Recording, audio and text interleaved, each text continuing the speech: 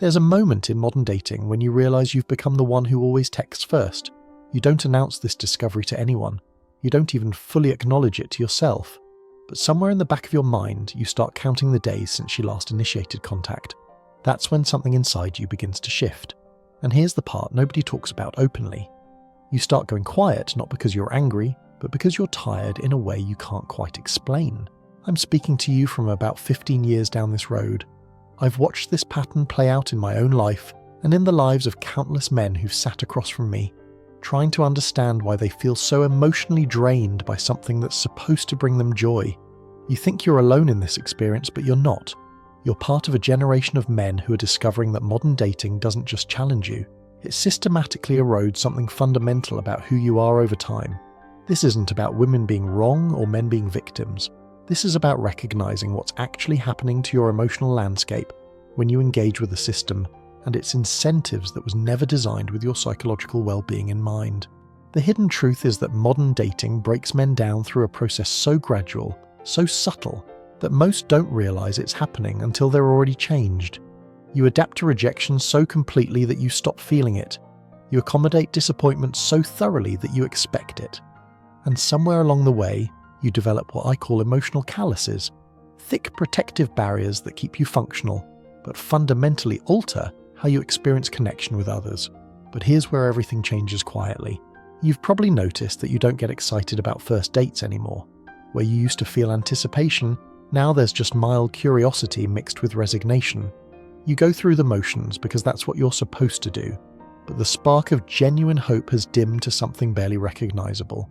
You prepare for dates the way you prepare for job interviews, strategically, defensively, with a quiet understanding that rejection is the most likely outcome rather than the exception. This isn't pessimism. This is pattern recognition born from repetition. The turning point comes when you realize you've started treating romance like a numbers game. You're swiping through profiles during commercial breaks, sending messages while you're doing other things, scheduling dates around your real life instead of making them part of your real life. Love has become background noise in your own existence, and the strangest part is how normal this feels now to you.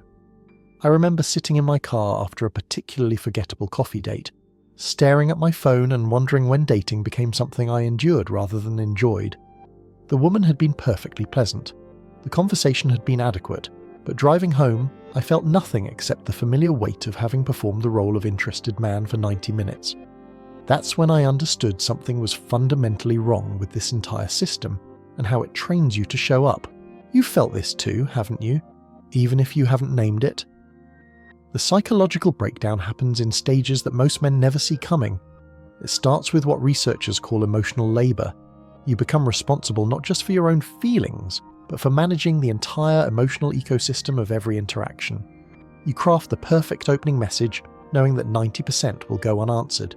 You plan engaging first dates, knowing that most will lead nowhere.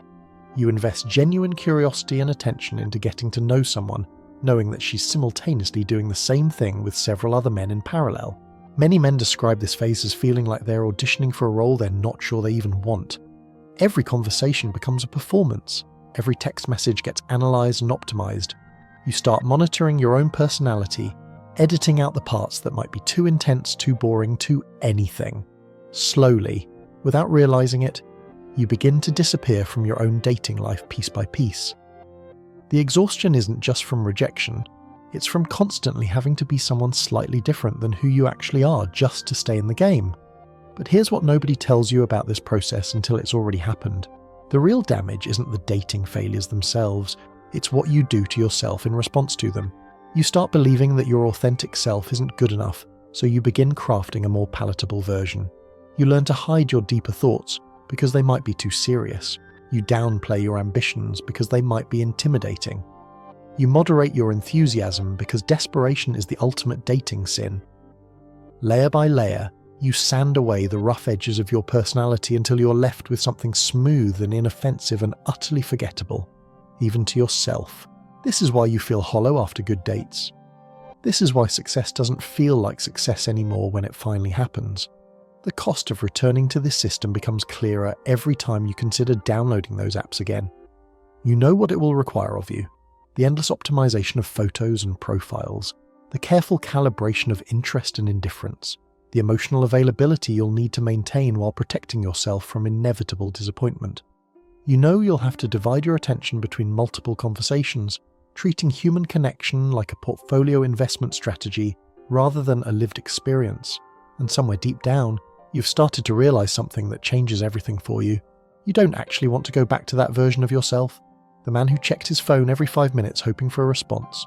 The man who analyzed every interaction for hidden meanings. The man who felt like he was constantly failing at something he never fully understood. That man was exhausted in ways he didn't even recognize. And now, in the quiet spaces between dating attempts, you've discovered something unexpected about yourself. You've found peace in not trying so hard anymore. This isn't giving up. This is recognizing that the person you've become in the absence of constant romantic pursuit is actually someone you like better. You sleep through the night without wondering why she hasn't texted back. You make plans based on what you actually want to do, not on what might impress someone else. You have conversations that matter to you instead of conversations designed to advance some romantic agenda or outcome. But here's the truth that might explain everything you've been feeling. The new realization isn't that you failed at modern dating. It's that modern dating has failed you at a structural level. The system that promises connection delivers isolation. The process that claims to help you find love teaches you to perform love. The apps that advertise efficiency create endless inefficiency. You haven't lost the capacity for deep connection. You've simply recognized that deep connection can't be manufactured through swipes and algorithms and carefully crafted personas alone. Men aren't avoiding relationships because they're afraid of intimacy. They're protecting the version of themselves that's capable of real intimacy from a system that turns intimacy into content and metrics. You already know this. I'm just saying it out loud for you so you don't feel crazy for sensing it. The final recognition comes when you understand that what you thought was loneliness was actually solitude. What you interpreted as social withdrawal was actually social selectivity. What felt like giving up was actually growing up. You're not broken because you don't want to perform the dating dance anymore. You're not damaged because you prefer genuine solitude to artificial connection that leaves you empty. You're just tired of pretending that what everyone calls normal is actually healthy for you. And here's where the story takes an unexpected turn. The breaking point happened on a Tuesday evening. You were sitting in your apartment, phone face down on the coffee table, and you realized you hadn't checked it in 3 hours. Not because you were busy, not because you forgot, but because you finally understood that checking wouldn't change anything. The silence had become more honest than any conversation you'd had in months with anyone. And that's when you discovered something nobody prepared you for emotionally. The absence of hope felt like relief instead of fear. I'm talking to you as someone who lived through this exact moment about 8 years ago. I remember the specific weight of that realization, the way it settled into your chest like cold water. You thought something was wrong with you for feeling peaceful instead of motivated. You wondered if you'd become broken or bitter or damaged in some fundamental way, but you hadn't broken down. You'd finally stopped breaking yourself trying to fit. This is the story of how modern dating doesn't just frustrate men. It teaches them to abandon themselves so completely that finding themselves again feels like losing something important at first. The hidden truth is that most men don't recognize their own emotional exhaustion until they stop moving long enough to feel it. You've been running on fumes for so long that emptiness became your baseline. The constant effort of being interesting, available, optimistic, understanding, and emotionally regulated while absorbing rejection after rejection creates a specific type of tiredness that has no name in everyday language. It's not physical fatigue, it's the exhaustion that comes from performing hope you don't actually feel anymore. But here's where the real damage lives long term. You started measuring your worth by response times. How quickly she texted back became a barometer for your value as a human being. A delayed reply meant you said something wrong, came on too strong, weren't interesting enough, or had somehow failed another invisible test. You began editing yourself in real time, crafting messages that struck the perfect balance between interested and indifferent, engaged and aloof. Every conversation became a chess match where you were always 3 moves behind and never sure why. The turning point came when you realized you were having better conversations with yourself than with the women you were dating. Sitting alone in your car after another perfectly adequate dinner, you found yourself more intellectually stimulated by your own thoughts than by anything that had happened in the previous 2 hours. That's when something clicked into place that you'd been avoiding for months without realizing it. You weren't failing at connection. You are succeeding at disconnection from the wrong environment. The psychological breakdown happens in layers that compound over time like interest on debt you didn't know you were accumulating. First comes the emotional labour of constant initiation. You become the person who creates momentum in every interaction, who carries conversations forward, who suggests plans and follows through while she remains pleasantly passive or non-committal.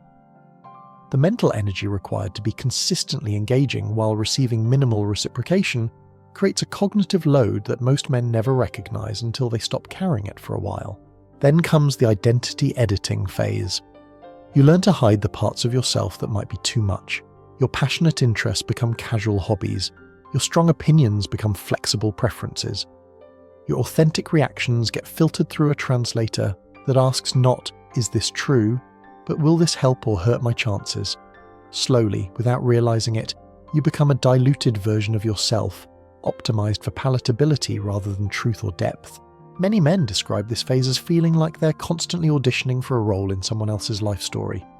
You start monitoring your own personality for defects, smoothing out the rough edges that make you interesting, filing down the sharp corners that make you memorable. The man who emerges from this process is pleasant, inoffensive, and utterly forgettable, even to himself when he's alone. But here's the part nobody talks about afterward. The real cost isn't the rejection or the loneliness or the wasted time. It's the gradual erosion of your ability to trust your own instincts. You second-guess every natural response because natural responses led to ghosting. You question every authentic impulse because authenticity didn't generate interest. You learn to distrust the very qualities that make you who you are because those qualities weren't rewarded by the system you were trying to succeed in for so long. The cost of returning becomes clearer every time you consider re-entering the dating marketplace. You know what it will require of you: the careful curation of photos that present the most attractive version of your life, the crafting of profiles that balance confidence with humility, success with relatability, interest with availability. The emotional energy needed to maintain conversations with multiple people while pretending each interaction is unique and special at the same time. You know you'll have to resurrect the version of yourself that checks phones obsessively, that analyses every interaction for hidden meanings, that measures days by response times and weeks by dating outcomes. That man lived in a constant state of low-level anxiety disguised as hope. That man invested tremendous emotional resources into situations that required him to hide his actual personality. That man was exhausted in ways he didn't even understand until it stopped. And somewhere in the space between dating attempts, you discovered something unexpected about your own mind. You sleep better now, not because you're happier, but because you're not constantly managing the emotional logistics of multiple uncertain relationships. Your mind isn't running background calculations about who you texted last, who owes you a response, what the proper timing is for following up. The mental bandwidth previously dedicated to romantic optimization has been redirected to things that actually interest you again. But here's what changes everything at deeper level. You started noticing that the conversations you have with yourself are more honest than any you had while dating. The thoughts you think alone are more authentic than the carefully calibrated personality you presented to potential partners. The life you built in the absence of romantic pursuit reflects your actual values rather than your perceived market value. Slowly, you realize that the person you became when you stopped trying to be attractive to others was someone you actually liked being around without effort. The new realization isn't that you failed at modern dating, it's that modern dating failed to recognize who you actually are as a whole person. The system that promises authentic connection rewards performance over authenticity. The process that claims to help you find love teaches you to hide the parts of yourself that are most capable of love. The apps that advertise efficiency create endless inefficiency by reducing complex human personalities to swipeable content and outcomes. Men aren't avoiding relationships because they're afraid of intimacy. They're protecting their capacity for real intimacy from a system that treats intimacy as a commodity to be optimized and exchanged for attention. You already know this. You've felt it in the gap between who you are and who you had to become to succeed at modern dating. You've experienced the relief of not having to perform interest you don't feel, maintain conversations that drain rather than energize you, or invest emotional resources in situations that require you to hide your authentic self just to stay relevant. The final recognition comes when you understand that what felt like giving up was actually growing up. What looked like withdrawal was actually discernment.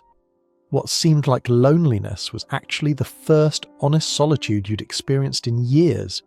You weren't broken because you stopped wanting to play games you never understood. You were finally healthy enough to recognize that the games themselves were making you sick inside. But here's the truth that explains everything else clearly. The silence you've been sitting in isn't empty. It's full of the voice you lost somewhere in the process of trying to become what someone else wanted. The peace you've found isn't the absence of connection. It's the presence of self-connection. The space you've created isn't lonely. It's finally large enough to contain who you actually are without editing, optimization, or performance of any kind. You feared the quiet once. Now it's the only place that tells you the truth. And that truth is simple. A man who knows his own worth doesn't need external validation to confirm it. A man who has found peace in his own company doesn't need to convince someone else to choose him. A man who has stopped performing love has finally become capable of giving it freely. The breaking didn't break you. It broke you free. And some things once broken were never meant to be fixed the way they were before. If this voice sounds familiar, you know where to find me. Modern dating doesn't break men down in one catastrophic moment. It happens slowly, like water wearing away stone, until one day you look in the mirror and barely recognize the man staring back. You started this journey believing that effort would be rewarded, that authenticity would be valued, that showing up consistently would eventually lead to someone showing up for you. Instead, you discovered that the system rewards the opposite of everything you thought mattered most. The slow breakdown isn't dramatic. There's no moment when you throw your phone against the wall or delete every dating app in a fit of rage. Instead, you simply stop checking your messages as frequently. You stop crafting the perfect response. You stop analyzing every interaction for hidden meanings. The hope doesn't die with a bang. It fades with a whisper you barely notice. And in that fading, you found something you weren't looking for. You found yourself again. The man who no longer needs to perform for approval. The man who sleeps through the night without wondering why someone didn't text back. The man who makes plans based on what he actually wants to do, not what might impress someone else. That man isn't broken. That man is finally whole on his own terms. You thought the silence was empty, but it's full of the voice you lost somewhere in all those conversations that went nowhere. You thought the solitude was lonely, but it's the first honest space you've inhabited in years. You thought you were giving up, but you were actually growing up into yourself. The breaking didn't break you. It broke you free from a system that was slowly erasing who you really are. And some things, once seen clearly, can never be unseen again. If this voice sounds familiar, there are more men walking this path than you think. Quietly, just like you.